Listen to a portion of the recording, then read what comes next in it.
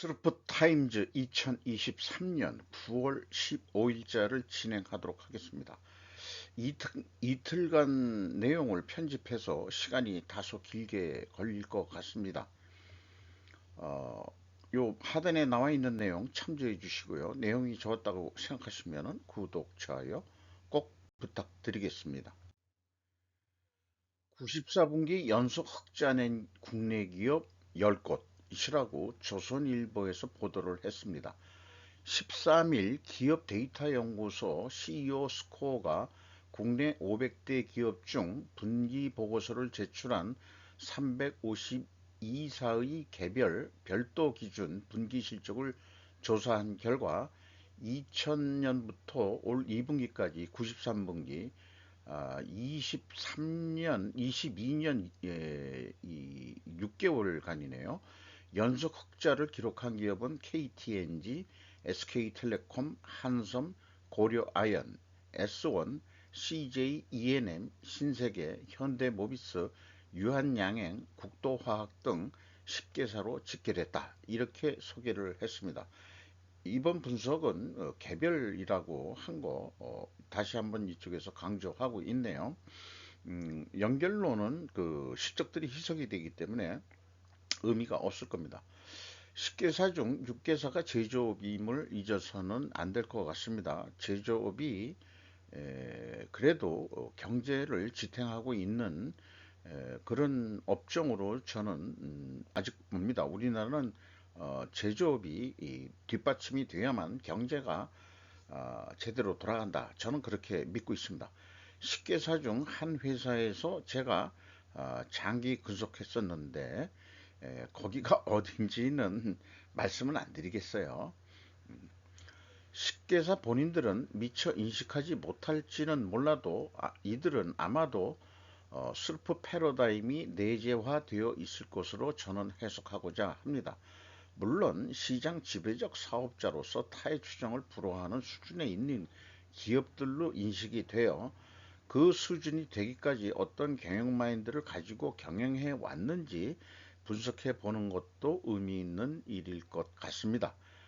그들은 자신들의 제약, 컨스트레인트가 무엇인지 알고 있을 것이다. 저는 그렇게 추정을 해 봅니다. 사실 희망사항이기도 하고요. 제약이론 경영이 뭐 다 그 공식적으로 표명하는 게 아니니까 그런 마인드라도 있지 않겠느냐라고 희망을 좀 비춰보죠. 이렇게 계속 흑자 나는 회사는 제약이론 경영에 대해서 별 흥미가 또 없을지도 몰라요. 아쉬운 업체가 뭔 경영이라도 지푸라기라도 잡아보려고 하는 그런 마인드가 생기기 전까지는 제가 소개하는 이 스루풋을 기준으로 한 제약이론 경영 그거는 아마 그 가슴에 안 와닿을 것으로 생각을 합니다. CFO 리포트 시들어가는 한국 경제라고 제가 그 계속해서 2023년부터 우리나라가 본격적으로 저성장 구조, 디프레이션 터널 속에 지금 진입해서 가고 있는 중이라고 소개 말씀을 해드렸는데 여기에서 어떻게 터널을 빨리 지나갈 거냐 하는 과제가 있죠. 그런데 이제 블로터라는 데서 CFO 출신의 이제 리포트를 소개를 했어요. 우리나라 분기별 실질 GDP가 전년 동기 대비 마이너스다. 이렇게 표기하고 있고, 우리나라가 외환위기 때하고 금융위기 때문에 1997년이 외환위기인데 이제 98년 부터 본격적으로 나타났으니까 이렇게 표현을 한 것 같습니다. 그리고 코로나 팬데믹 2020년 2분기 이후로 이렇게 표시를 했는데 외부 충격에 의한 세 번의 위기 국면이 전부다. 이렇게 얘기했습니다. 코로나 팬데믹이 끝났지만은 그 후유증이 저는 그 계속해서 지금 나타나고 있다. 이렇게 저는 보고 있고요. 실질 GDP 성장률이 1% 하회한 것은 금융위기 상황의 2009년 3분기 0.9%를 제외하면 올해 상반기 0.9%가 건국 이래 처음이다. 라고 얘기하고 있습니다. 급격한 금리 인상과 3.5%가 급격히 인상이 됐다는 얘기죠. 미국은 5.5%입니다만은 2% 차이가 있고 낮음에도 불구하고 또 중국 영향 등을 감안하더라도 상당히 이례적인 상황이라고 얘기를 하고 있습니다. 어, 뭐 금리 인상과 중국 여파도 있지만 그럼에도 불구하고 이게 이례적인 현상이다.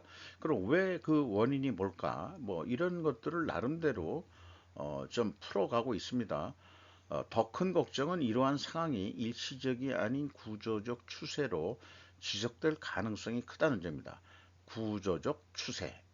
이런 것들이 이제 과연 우리나라 그 기업체의 문제가 뭐겠냐, 또 경제의 그 구조가 뭐겠냐, 이런 거겠죠. 근데 이제 가계 비소비 지출을 얘기를 듣고 있습니다. 세금과 대출이자 사회보험 등 증가가 8.3%로 큰 폭으로 상승했는데 이는 대출금리 상승 등 금융비용 증가가 주 요인이었을 것으로 보인다고 했습니다.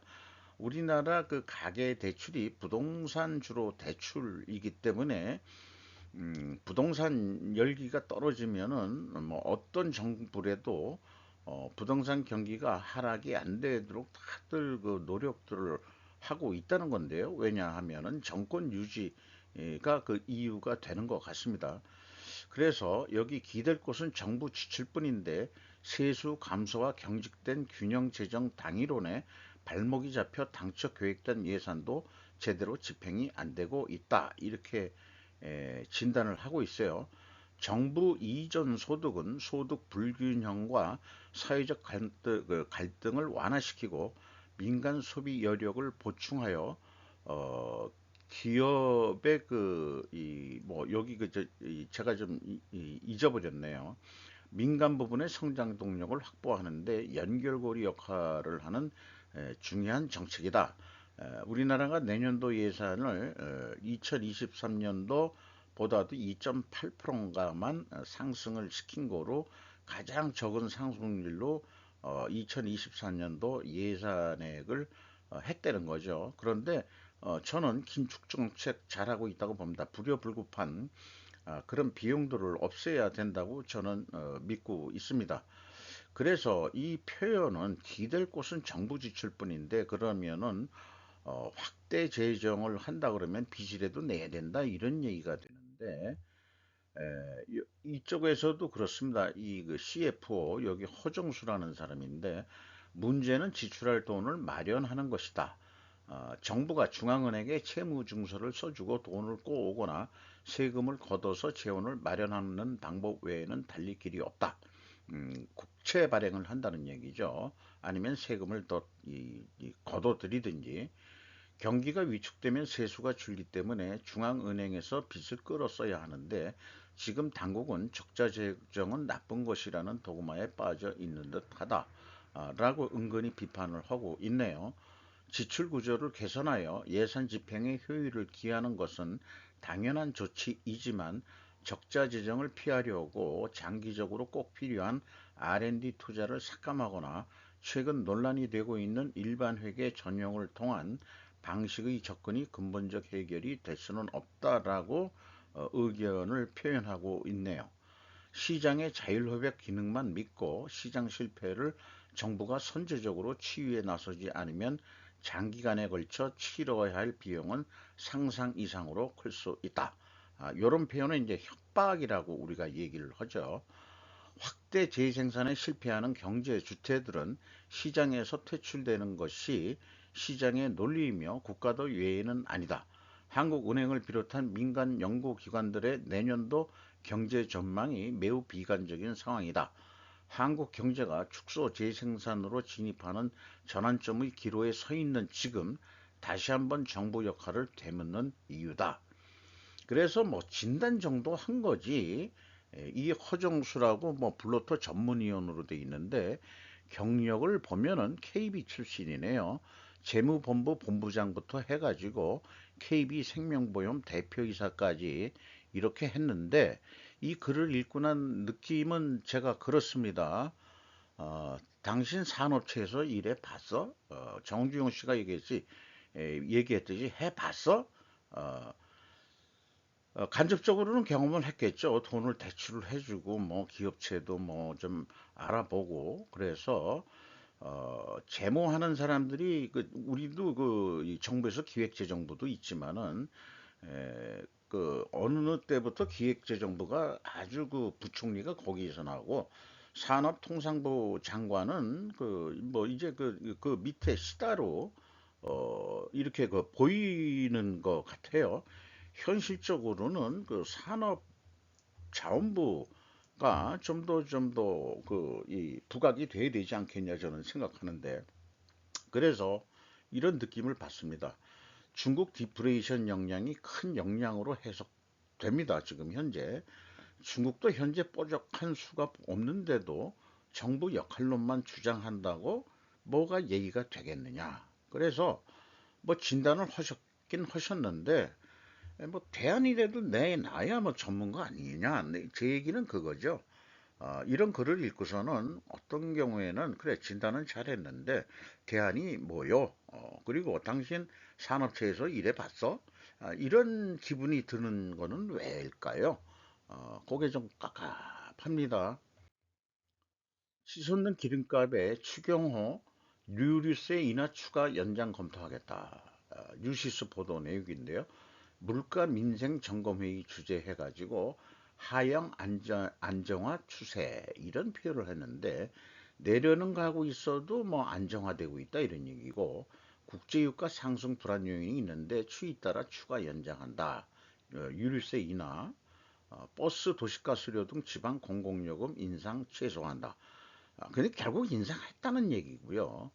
돼지고기 할당 관세 물량 3만 톤으로 2배 확대한다. 뭐 이런 생활 물가를 위해서 이런 게 있고 또 코리아 헤럴드에서는 유가 불안 속에서 인플레이션이 10월에 완화될 예정입니다. 재무장관이 이렇게 얘기했는데 인플레 많이 됐다는 거 이미 얘기를 하고 있는 거를 말들의 그 잔치 이런 것들이 좀 횡행하는 거를 보면은 지금 안 좋다는 얘기들을 거꾸로 방증하고 있다.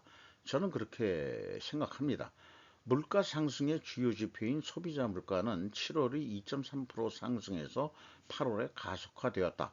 이는 4월 3.7%의 상승률을 기록한 이후 전년 동기 대비 가장 높은 상승률이다. 이렇게 소개를 하고 있습니다. 그래서 요즘 유가를 보면 WTI죠. 서부 텍사스유. 그게 가격이 오르기 시작하고 있는 게 올해 5월 달부터 꾸준히 지금 유가가 인상이 되고 있고요. 두바이유도 거의 뭐 5월 달부터 계속해서 상승 중에 있습니다. 먹는 것은 오르고 있으나 제 생각에는 전반적인 디플레이션은 음식 가격이 오르면 소비 억제가 필요한 소비자들은 음식값이 싼 것을 찾을 것이다. 저는 그렇게 봅니다. 가격을 안 내린다 하더라도 이 음식 계통에서는 소비자들이 가급적이면은 싼 데 가서 사 먹을 거다. 그게 디플레이션의 증거일 것이다. 저는 그렇게 생각을 합니다.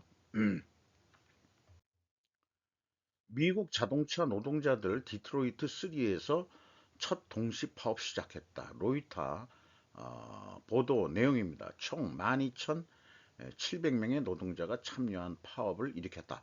미국 자동차 노동조합이 금요일 새벽 디트로이트 3 공장 세 곳에서 동시 파업을 시작하며 수십 년 만에 가장 야심찬 미국의 노동조합 활동을 시작했다. 이렇게 소개를 하고 있습니다. 이번 파업으로 포드 브롱코, 그 다음에 지프 랭글러, 쉐보레 콜로라도 픽업 트럭 등 인기 차종의 생산이 중단되고 숀 페인 UAW 미국 노동자 자동차 노조 회장은 페인이라고 돼 있네요. 노조가 광범위한 총파업을 일단 보류할 것이라면서도 새로운 계약이 합의되지 않을 경우 모든 옵션이 열려 있다고 말했다. 이제 얘네들 표현이 참 이렇죠. 이런 표현들 우리 좀 배워야 될 것 같아요. 직선적인 표현보다도 이런 식으로 표현을 우리 노조 애들도 좀 배우면 좋지 않을까 생각을 합니다. 우리는 역사상 처음으로 빅3를 모두 공격할 것입니다. 라고 페인이 말했다고 합니다. 노조는 임금 인상을 40% 인상을 원한다고 밝혔고 회사들은 최대 20%까지 제한했지만 노조가 요구하는 주요 혜택은 없다. 이렇게 얘기하고 바이든은 전기차 판매 확대에 수십억 대의 연방 보조금을 쏟아붓고 있는데 그러나 전기차로의 전환은 전미 자동차 노동조합의 연소 파워트레인 일자리를 위협할 수 있다. 노조는 바이든의 재선을 지지하지 않는다. 이렇게 소개를 하고 있습니다. 비조합원 공장들도 있는데 수입 차량들은 미국 시장에서 판매되는 차량들의 절반 이상을 차지하고는 있지만 디트로이트 자동차 회사들은 포드 150과 E150과 쉐보레 실버라도 픽업 트럭과 지프 등 이런 차들은 미국 시장에서 가장 잘 팔리는 차로 그 예를 들고 있습니다. 그러니까 아마 그 피해는 있을 거다 이렇게 이제 얘기를 하고 있는 거네요. 그래서 제가 어저께 글로벌 완성차 메이커에서 노조 파업은 노한민국밖에 없다는 표명한 지 하루 만에 제 그 견해를 뒤집는 미국 자동차 노조 파업 소식이 들렸습니다. 현대차만 계속해서 말썽 꾸러기가 아니고 미국은 그 개별 회사 노조가 아니고 산별 노조라고 그러죠. 산별 노조, 자동차 그 회사 노조 이렇게 그 특징이 되어 있는 것 같습니다. 그래서 이 사진은 그 UAW 파업에 참여한 사람들의 어떤 이 파업 행진 사진이 실렸습니다. Keeping workers safe in the automation revolution. 그래서 미국 회사들도 자동화들을 많이 하고 있는데 그런 속에서 브리킹즈 브리프 연구위원들이 논문을 발표한 거를 보면은 자동화와 근로자의 신체적, 정신적 건강 사이의 관계는 복잡하고 연구에서만 제한적으로 관심을 받아왔는데 이런 사람들 라니아 길렙, 오시아 기운텔라, 루카 스텔라, 티아니 왕 이런 사람들이 일의 미래에 대해 어떤 발견이 있고 무엇을 나타내는지 레포팅을 해가지고 강조를 했다. 뭐 이렇게 하고 있는데 요거는 뭐 로버스 오버타임이라고 해가지고 쭉 그 추세를 보면은 차이나가 급격히 이렇게 증가하고 있고요. 차이나도 그 이제 산업화가 어느 정도 일정 수준에 올라가 가지고 지금 고령화가 돼 가고 있고 그러다 보니까 그 많은 산업 중에서도 로봇 자동화 쪽은 꽤 올라가고 있다는 얘기고 EU가 완만히 올라가고 있고 미국도 완만히 올라가고 있고 독일도 완만히 올라가고 있는데 이 차이나가 한 2008년도에 아주 밑바닥 붙어 있다가 그 급격히 이렇게 그 로봇 자동화 쪽으로 그 이 상승세를 나타내고 있습니다. 또한 로봇이 그 설치된 만 명당 노동 근로자 만 명당 로봇 수라고 그 해석하면 되겠네요. 가장 많이 설치된 나라가 그 한국 1000대랍니다.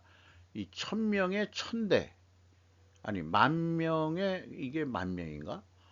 이게 1000명 1000대 그러니까 만 명에 10명당 로봇이 로봇 자동화된 게 한 대꼴 있다 이런 얘기가 되겠네요. 한국이 타의 추종을 불허할 만큼 공장 자동화는 많이 가져가고 있습니다. 그만큼 산업 인력이 부족하고 인구가 줄고 그런 거에 대응해서 산업체들은 이미 그 적응, 아, 진화론적인 용어로 한다 그러면 아답테이션이라고 할까요? 이렇게 해오고 있다. 두 번째가 싱가포르, 세 번째가 재팬 이런 식으로 되어 있는데 차이나가 이렇게 많이 올렸어도 그 차이나가 5위 정도 되네요. 그 다음에 스웨덴, 홍콩, 또 대만, 그다음에 그 미국 이런 식으로 쭉 그 나오고 있습니다. 그냥 흐름만 있고 더 그 구체적인 그 내용이 있습니다만은 이 브루킹스 뉴스레터를 신청했더니 가끔 이렇게 보내주고 있습니다. 가끔이 아니고 계속 오는 건데 필요할 때 좀 제가 좀 참고가 되겠다 하는 것들을 좀 편집을 하고 있습니다. 아까 그 자동차 노조 그 파업하고 관계돼서 자동화하고 일자리하고 연계되기 때문에 한번 이렇게 비교를 해 봤습니다. 미래를 예측하는 방법, 현대 비즈니스 이케카미 아키라라는 전문가가 기고한 글인데 미래 예측의 비결은 과거, 현재 인간의 세 요소라는 그 상상의 과정입니다라고 소개를 하고 있고 가설을 세우고 이 언론인 출신 같은데 뉴스 취재식으로 그 가정을 풀어 나간다. 근거를 가지고 그렇게 얘기를 하고 있습니다. 인간은 시대와 장소를 불문하고 의외로 이런 생각을 하는 사람들이 있다는 것을 잊지 않는다는 것이다. 또 마크 트웨인이 실제 그렇게 말을 했는지 안 했는지 모르지만은 제가 그 표현된 거를 약간 그 이 편집을 했어요. 역사는 반복된다. 다만 변조될 뿐이다. 이게 이제 맞는 표현일 겁니다. 독재자가 무엇을 목표로 하고 있는지 대개는 역사에서 힌트가 있다는 것. 이 사람이 그 한 10년 전에 우크라이나하고 러시아 전쟁 가능성을 예측했다는 거예요.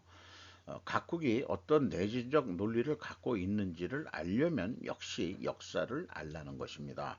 매우 귀중한 것이죠. 역사 공부를 안 하고 인간이라는 것 자체에 대해서 연구를 해야만이 어떤 그 세계사적인 그 돌아가는 것을 예측할 수 있다. 이런 얘기 같아요. 그래서 예측은 겸손함이 전제되어야 할 것 같다는 느낌이 있습니다. 저도 스루풋 회계로 분석을 해서 매출액 정도나 지금 예측을 해보고 있고, 어, 그, 이, 뭐, 현대 자동차 정도만 노한민국에서 지금 자동차 노조가 파업을 헐 계획이지 외국에는 그런 거 별로 요즘은 없다. 그것도 예측이면 예측인데 예측을 바로 하루 만에 뒤집어 버렸죠. 미국 노조에서.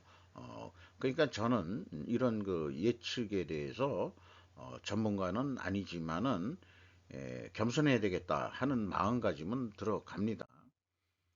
라이더즈 오브 저스티스 2020년 영화 속에서 예측에 대한 거가 연결이 되네요. 그 어떤 통계학자가 나오는데 모든 사건은 앞선 사건들의 결과물이다. 만약 사건이 발생하기 전에 문제를 발견할 수 있다면 그러면 사고를 막을 수 있을 것이다. 저희가 조직에 있을 때도 안전사고 대해서 이런 뭐 100대 3, 뭐 30대 300인가 그런 그 이 통계도 그 배운 적이 있고요. 이런 그 드라마에 미국 그 드라마에 펄슨 인터레스트라고 살인 예방 범죄 드라마가 또 있었습니다. 재미있게 본 적이 있어요. 이런 통계학자의 이름이 영화 속에서 오토인데 그 자동이니까 그거 뭐 이름이 참 상징적으로 잘 지은 것 같아요. 이런 사건 예방 알고리즘을 개발하는데 기업의 연구 자금을 썼고 알고리즘은 결론을 내릴 수 있는 수많은 데이터가 필요했다. 기업은 가치가 없다고 결정하고 그를 해고합니다. 그래서 실업자가 돼가지고 이제 사건들이 벌어지는 내용인데 사람의 직업과 위기 대처 능력에는 명확한 연관성이 있다. 나의 이건 개인적인 얘기입니다. 나의 오랜 직업이 오디터였다면 그뭐 사실 그 어떤 시스템 심사원도 했기 때문에 어찌 보면은 직장 경력 중에서 오디트 그 경험이 그 꽤 오랜 기간 했던 것 같아요. 제가 어떤 그 이 직업에서 오는 그런 그 분석 능력도 아마 직업에서 오지 않았을까 이렇게 생각을 합니다. 그 직업이 전투 경험이 많은 군인이라면 오랫동안 문제 해결 방법은 불의에 대해서는 폭력을 사용하는 것 외에는 없다는 것을 안다. 미국 영화 뭐 보통 그러면은 이제 그 저스티스 뭐 이런 게 힘이 없는 정의는 정의가 아니다. 이렇게들 얘기를 하고 있죠. 미국식에서는. 근데 동양도 마찬가지인 거 아닌가요? 국제 정치도 결국 파워 게임인 것 같은데. 그래서 그 줄거리를 제가 쭉 여기다가 좀 썼습니다. 천천히 좀 읽어봐 주시고요. 그런데 결론은 이게 우연한 사고였다 그런 얘기예요. 이 통계에 의해서 누구 계획된 이 사고였던 게 아니고 그 열차에서 이 열차 그 어떤 그 폭발 사건이 그랬는데 결론적으로는 그 군인 출신이 깽단을 다 제거하는 거가 결말이긴 합니다. 그러나 원인이 이 깽들에 의해서 된 거는 아니었다는 게 밝혀집니다. 그래서 통계나 예측이라는 것이 이게 매우 쉽지 않은 거다. 그래서 그 깽단의 복수를 위해서 모였던 사람들은 다만 그 위로를 삼는 것은 다 자기들도 과거에 아픈 그 상처와 트라우마를 가지고 살아갔는데 그런 상처받은 사람들끼리 모여가지고 새로운 가족의 구성원으로 재탄생한다. 뭐 이런 내용이 되겠어요. 그러나 골자는 예측이란 것이 매우 쉬운 건 아니다. 이런 거하고 좀 연결해서 얘기해 볼 수 있을 것 같아요. 또 그 밤 늦게까지 또 그 미드를 보게 하는 것 중에서 올드맨이라는 게 있는데 유튜버들이 꽤 많습니다. 활동하는 유튜버들이 묻어둔 이야기를 못 파헤치게 할 좋은 방법은 많다. 그 최후의 순간을 지키려면 말이다. 파라즈라는 자는 소련 침공 당시 아프가니스탄의 군벌 지도자였다. 그 파라즈 옆에 2인자가 있는데 댄이란 미국 요원이다. CIA 요원이었던 것 같아요. 또한 미국은 비밀리에 아프가니스탄 게릴라 의용군을 지원한 사람이 하퍼이다. 이렇게 표현되고 있고 댄은 하퍼와 작전을 함께했다. 이 댄이 나중에 이 파라즈라는 사람의 어떤 요구 사항 때문에 하퍼 어 아니 그러니까 하퍼라는 사람이 댄을 어 체포하는 임무를 맡게 됩니다. 서로 잘 아는 사이인데 30년 전 댄은 CIA를 무시하고 함자들을 도와주려 했었다. 뭐 이런 줄거리가 있어요. 그런데 의외로 보면은 여기 CIA 요원인데 생긴 게 이제 미국 스타일은 아니고 이 여자가 사실 그 아프가니스탄 이 함자드의 그 딸이라는 게 밝혀집니다. 그 함자드가 너무 독재식으로 변하기 때문에 이 댄과 함께 미국으로 도피해서 결국은 결혼해가지고 애가 있는데 원래 함자드의 애인데 그거를 그 애를 키워가지고 안전을 위해서 그 CIA의 어떤 그 책임자한테 부탁을 해서 살게 합니다. 원래 악당은 자기가 악당인 줄 모른다. 그리고 제일 어려운 것은 굳어진 의심을 푸는 것이다. 함자드의 아내는 목숨을 건 자신들의 전쟁에서 이득을 취하려는 미국이 원래는 싫었다. 그 이권이라는 것이 소련이나 미국이나 다 구리 자원으로 귀축이 되는 것 같습니다. 현실적으로 그 소련이 아프가니스탄을 침공했을 때 꽤 오래돼 가지고 그 왜 침공했지?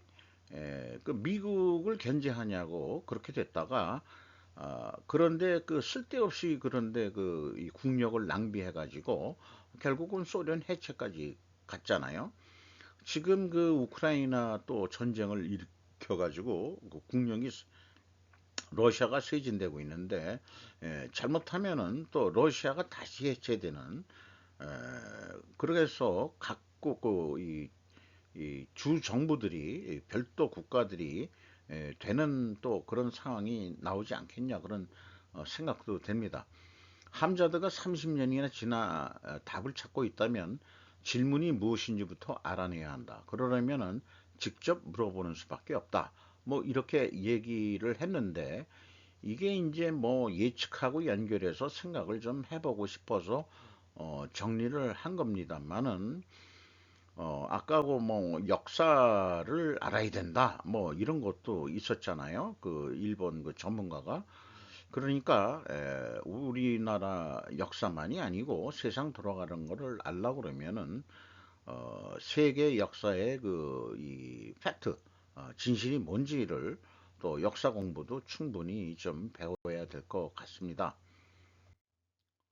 양국 제재 하에서 군사협력 푸틴 정은 씨가 회담 극동의 우주기지에서 해서 일본 시사통신에서 보도한 내용이고요. 요 장면은 그 이 김정은이를 그 마중했던 그 천연 환경자원부 장관하고 이렇게 대화하는 장면이 찍힌 장면입니다. 요건 통역사인 것 같습니다. 러시아. 그 이북 출신은 같지 않고 이북하고 어디하고 혼혈인 같은 그런 생각도 들어가요. 이런 와중에 그 워존이라는 그 매체에서 B21 새로운 이미지에서 본 적 없는 레이더라고 해서 옛날 그 폭격기보다 좀 컴팩트해지긴 했는데 이게 무지막지하게 무섭다.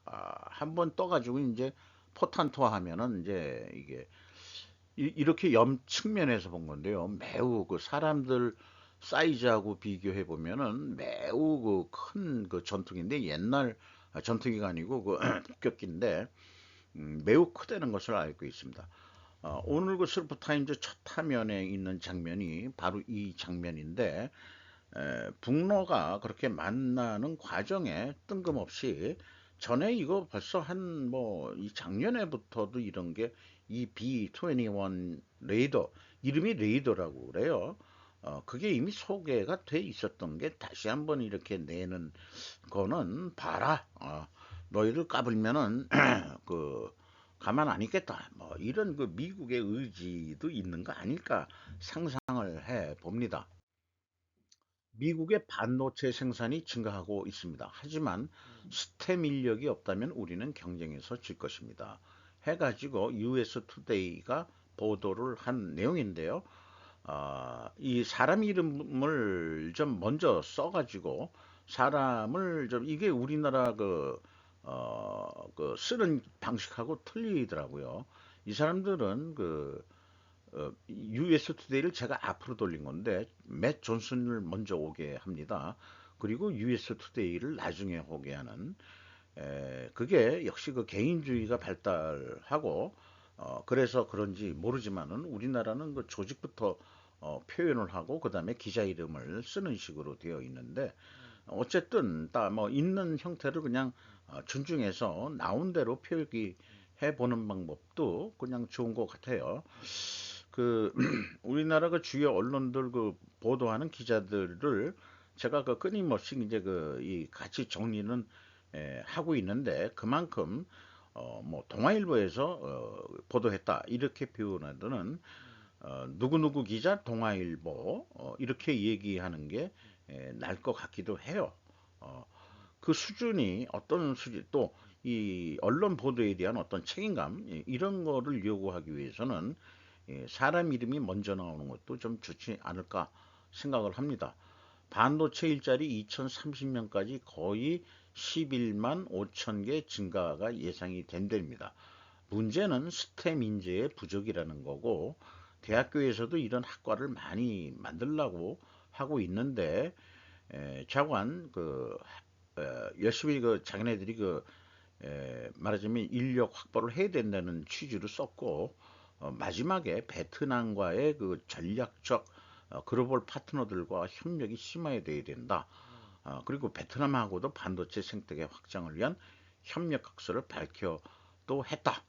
그러니까 한국, 일본을 넘어서 대만을 넘어서 베트남까지 해서 지금 미국이 이 반도체 분야도 중국을 포위하는 작전 이런 거로 가려는데 문제는 미국 내부에서의 스템 인력이 부족하다. 그러니까 스템이 뭔가 해가지고 난 줄기인 줄 알았더니 그게 아니고 과학, 사이언스, 기술, 테크놀로지, 공학, 엔지니어링, 수학 매드메스틱스 요거를 합쳐가지고 스템이랍니다.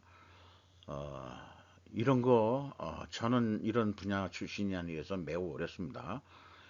과학에서 논리, 과학 철학 이런 거 그래서 논리 쪽으로는 요즘 뭐 늦깎이 공부를 좀 했습니다만은 여기 뭐 생물학도 있고 항공공학도 있고 뭐 되게 그 복잡한데 이런 기술자들이 많아야 된다 그런 얘기 같네요.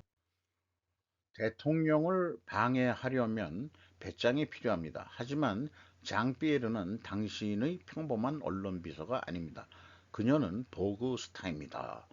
보그가 뭔지 무슨 잡지 이름인가 그런 것 같기도 하고 어, 텔레그라피 메들린 프라이 슈스라는 기자가 보도를 한 내용인데요.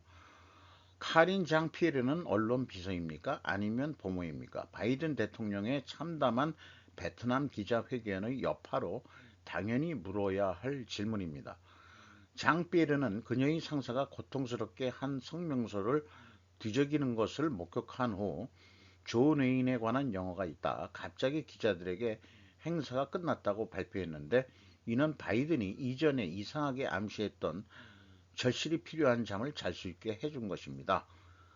표현이 참 그 재밌어요. 그리고 다른 그 CNN에서는 이렇게 보도를 했습니다.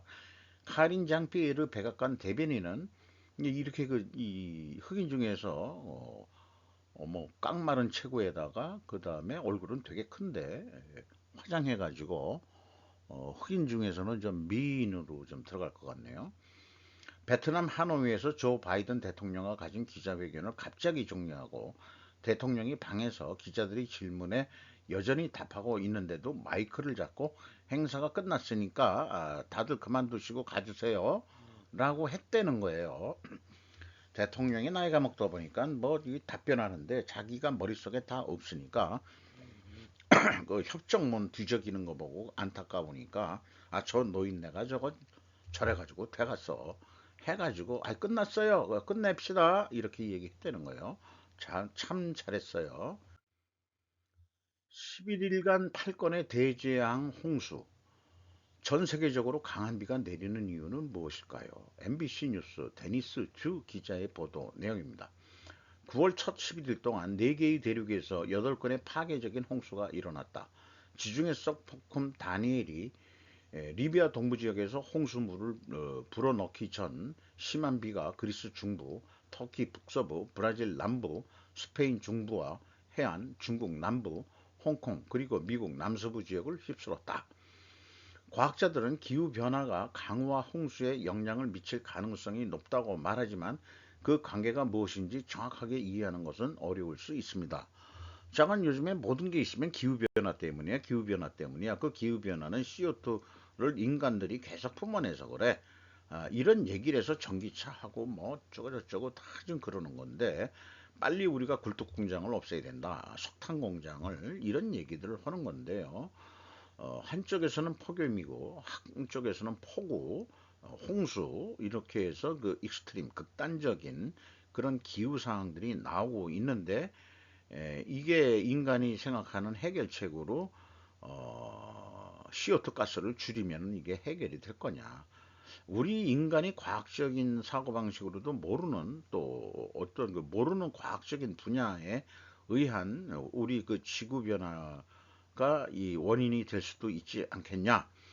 그런 생각을 해 보겠는데요. 저는 지축이 조금씩 이동하고 있다는 거에 그 이 한 표 던집니다. 이 북극성도 그 자리를 옮기고 있는데 지금 북극성이 현재 그 북두칠성의 그 끝에 있는 폴라리스 그 끝 부분에 있는 것이 북극성으로 지정이 되어 있는데 지축이 움직이면은 그게 15,000년 만에 돌아온다는데 100조짜리 쪽으로 지금 북극선이 이동 중이다. 이런 얘기들이 있고 시대가 변한다. 그래서 2000년 주기로 변하는데 예수 그리스도가 태어난 그 물병 아니 그 저기 처녀자리 시대에는 지나가고 곧 그 이 물병자리 시대가 온다. 물병자리 시대의 상징이 뭐냐? 뭐 이런 얘기가 되겠어요. 그래서 홍수를 내리는 건지 어떤지 잘 모르겠습니다만은 물의 심판인지 아니면 불의 심판인지 이런 뜬금없는 그런 얘기도 생각해 보게 되네요. 이것은 이 리비아 이렇게 그 뭐 사람들이 그냥 물에 그 이 바다 도시인데 물에 쓸려 내려가듯이 바닷속으로 다 그냥 쓸려서 죽었다 그러는데 이게 댐이 결국은 홍수가 나서 그런 것도 있지만 댐이 무너져 가지고 일시에 몰려와 가지고 사람들이 도시 속에서 물 속에 떠밀려 가지고 바닷속으로 다 수장이 됐다. 이런 얘기예요. 그래서 이게 결국은 그 자연재해가 나오더라도 인재까지 포함을 해가지고 국민에 대한 안전이나 그 생명에 대해서는 별 생각도 없이 지내는 어떤 무책임한 정치가들이 리비아에 있었고 내전도 있었고 사회가 안정이 안 돼 있었고 리비아의 현재 어떤 지역은 러시아 이 용병들이 지배를 하고 있다고 이런 나라의 어떤 그 하늘의 뜻이 매겨지는 것 같습니다. 이런 얘기라면 뭐 딴 데 그러면 중국은 왜 그런데 뭐 미국은 또 왜 당하는데 하늘의 뜻이 뭐 있다고 우리가 요즘에 잘 모르면은 하늘의 뜻 이렇게 얘기를 하긴 합니다. 왜냐 과학적으로 잘 안 풀리니까 그런 얘기를 하는 것 같습니다. 중국 경제의 부진은 시진핑이 인도에도 미국에도 가기 싫었다 정도의 어려움 아니겠느냐. 니폰 방송에서 그런 취지로 뉴스 보도를 냈습니다. 실질적으로 지금 이 중국 회사들이 파산해야 될 사람들이 아니 기업들이 많은데 시진핑이가 파산시키지 않는다. 그것을 전부 정부가 안는 것은 무리라고 생각한다. 이런 얘기가 있고 또 중국 왕이 외교부장이 유엔 총회 불참하게 되는 나는 것도 불참나 그랬는데 불참과 미중 정상회담의 영향도 이런 식으로 제목을 붙였는데 미국이 왔으면 좋겠어라는 제안에 안 넘어간다 이런 말인가 이런 또 표현으로 어, 얘기를 풀어 나가고 있습니다. 미국에 가는 형상으로 되어서는 국내에 체면이 안 선다. 국내 얼굴 시진핑 얼굴에 체면이 안 생긴다. 성과도 그다지 기대할 수 없다. 이런 얘기예요. 유엔 총회 뭐 이런 거 가는 거. 시진핑이 인도에 열린 G20 정상회의에 참석하지 않은 이유 그런 것도 뭐 이유가 있지 않겠냐 이런 얘기를 하고 있어요. 인도하고 뭐 중국의 국경 분쟁이라든지 이런 것도 있지만은 은근히 뭐 지금 뭐 며칠 동안 했지만은 러시아하고 중국이 빠진 G20 회의는 판타지에 불과하다.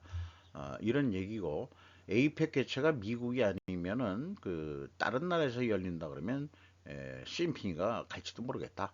이런 뉴스를 일본 방송에서 냈습니다. 원전 사고 후 그토록 소동하던 한국 처리물 문제에 대해서 조용히 왜? 라고 일본판 뉴스 위키지에서 보도를 했습니다. 후쿠시마 제1원자력 발전의 처리물 방출에 강하게 반발하는 중국. 한편 한국에서도 우리의 목소리는 있지만 여론은 비교적 차분하고 있는 것 같다. 키무라 미키라고 고베 대학원 교수, 국제협력 연구과 교수가 이렇게 인터뷰를 했다는 거예요. 반대의 급성봉은 중국이고 그 일본산 수입물 수입 전면 금지한다 이런 건데 우리나라는 대통령부터 열심히 수산물 먹어주고 있죠. 정부들도 그렇고 후쿠시마 등 인근 8개 현 수산물 수입을 금지하는 조치가 내려진 것은 보수파의 박근혜 정부에서도 그랬었다. 이렇게 얘기를 하죠.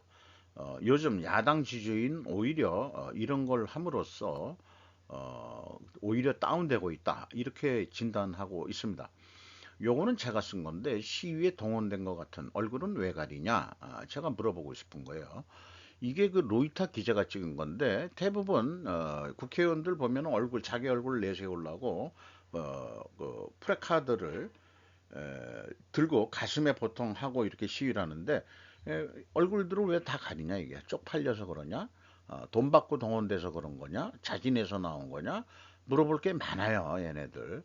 그리고 이런 거 할 때마다 인쇄업자 참 돈 많이 벌게 생겼다라고 그 인쇄업을 좀 해먹을 걸 그랬나 하는 생각도 좀 납니다. 네.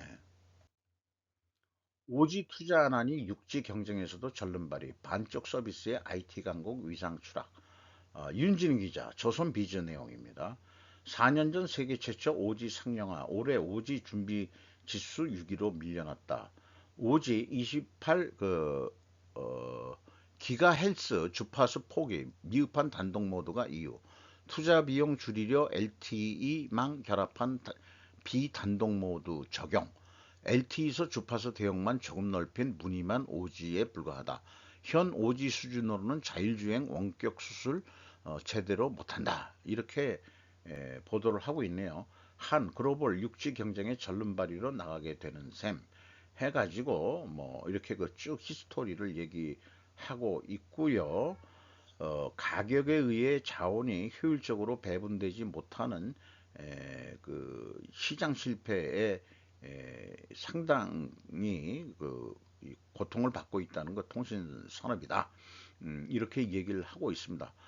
이게 이제 뭐 과점 구조로 돼 있다 그러는데 뭐 꼭 그 경쟁이 더 치열하게 뭐 몇 군데가 있어야 되는 거는 아닐 거고요. 이런 것도 어, 좀 이 정부 정책이라든가 또 지원이라든가 결국 이런 쪽으로 해서 그 국민들이 좀 더 그 빠른 통신을 할 수 있는 방향으로 뭔가 그래서 아까 기획재정부보다도 산업통상자원부 이거는 또 어디에 해당하면 과학 무슨 뭐 그거에 또 해당할 거예요. 그래서 그 정부도 그 뭐 좀 통폐합을 좀 하든지 부처를 산업자원부가 있고 이거는 과학 무슨 뭐 과학자 들어가는 뭐 이런 데가 있는데 거기서 그 담당한다고 그러죠.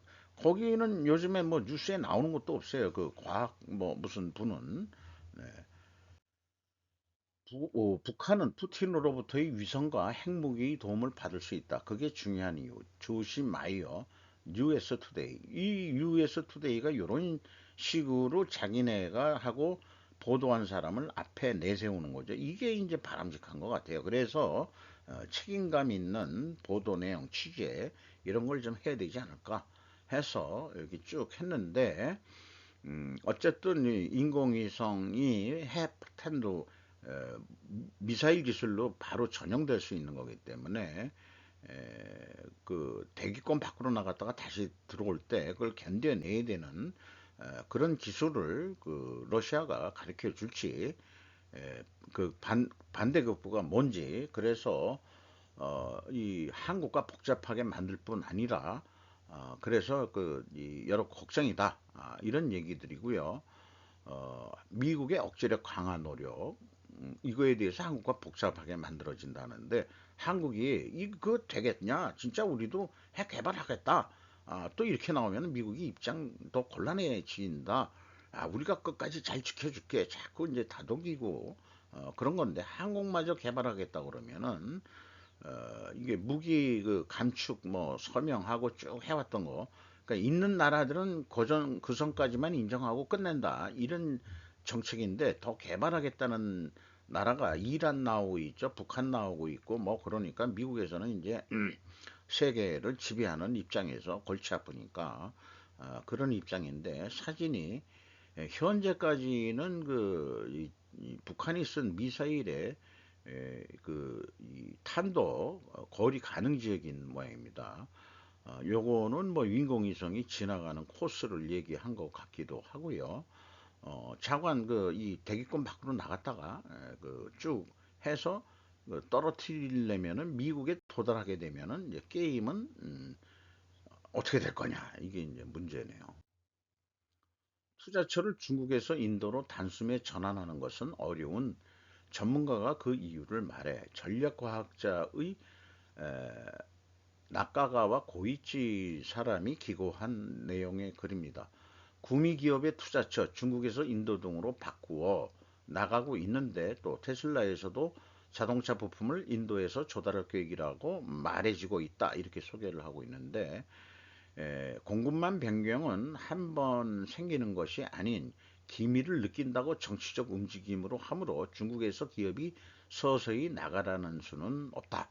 뭐 이런 표현을 했는데 운송비라든지 이런 거 생각하면은 중국이 좋다.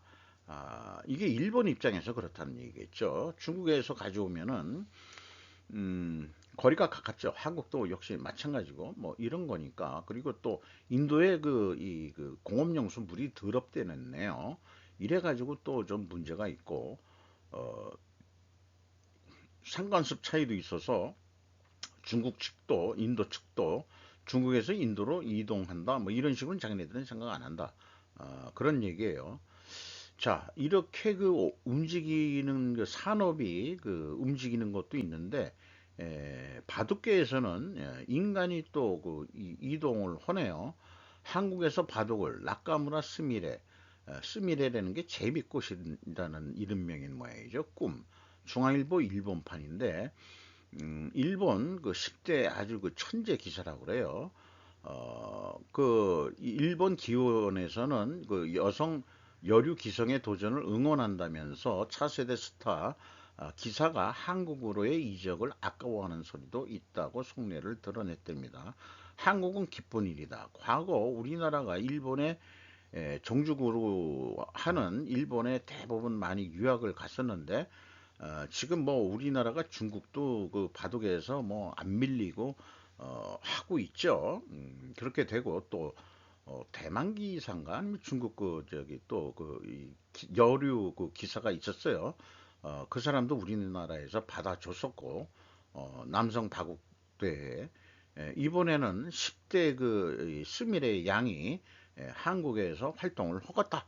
아, 그러니까 이제 이동이 이렇게 있는 거예요. 네. 좋은 현상입니다. 네. 요렇게 생긴 이쁘장한 이렇게 조그만 아가씨가 그렇게 바둑 천재랍니다. 네. 그런 일이 있군요. 통일을 앞당기는 윤석열 정부의 현실주의 뚝심이겨 현실주의라고 얘기하는 정치 그 이론은 결국 파워 게임이다는 게 이제 이 결론입니다. 그래서 그 방향으로 지금 윤 대통령이 현실주의 정치를 하면서 이렇게 해 나가는 것이 결국은 통일을 앞당길 수 있는 거 아니겠느냐. 이렇게까지 얘기를 하고 있고 미국과 일본이 한국의 주도적인 이 평화로운 그 통일에 대해서 지지한다. 이런 얘기를 강조하면서 결국 우리가 그 힘이 있어야 통일도 가능한 거 아니겠느냐. 평화 통일을 하더라도 이런 얘기고요. 그 다음에 이제 우리나라가 살기 위해서는 해상 교통로 이런 것이 발전돼야 되니까 남중국해의 평화와 안정은 인태지역의 번영에 필수적이다. 이렇게 얘기를 또 하고 있는 거죠. 그래서 이번에 그 아세안 회의에서 중국 총리하고 윤 대통령하고 악수하는 장면인데 의외로 중국 리창 총리가 허리를 굽혀서 인사하는 그 순간을 잘 찍어서 어, 이렇게 위상을 좀 표현했는데 속으로는 아주 뜰뜨름할 거예요. 그또이 중국에 돌아가서 너 왜 그렇게 윤 대통령 앞에서 저자세였어? 라고 또 비판받을지도 모르죠. 자, 한 50분 정도가 걸렸습니다. 한 이틀분을 하니까 오래 걸렸는데 어, 저도 이 역사 기록을 빼고 싶지 않아서 좀 이렇게 좀 길게 해 봤습니다. 만약 끝까지 봐주신 분이 계시다면은 대단한 영광으로 알겠습니다. 감사합니다.